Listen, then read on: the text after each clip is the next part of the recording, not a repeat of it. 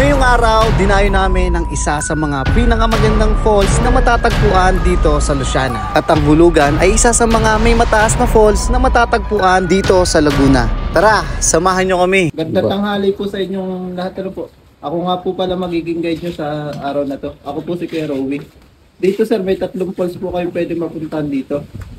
Dito po si Talay at si Eden Falls po. Wala po dito, sasakay po tayo ng tricycle hanggang dulo ng kalsada.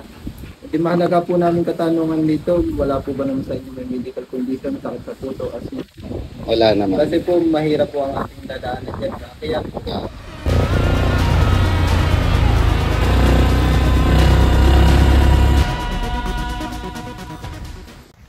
So time check, 11:13 AM from here. Starting dito papunta doon sa Hulugan Falls. So meron kami 3 pupuntahan na falls. Ang pinakauli ay yung Hulugan. Mahaba-habang lakarin, sabi ni Kuya.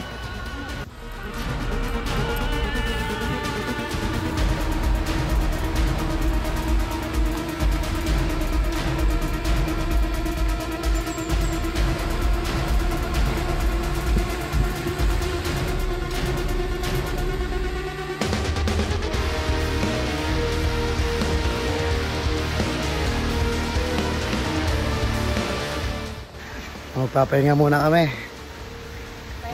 Siguro kahit mga 10 minutes, then larga kami papuntang itaas.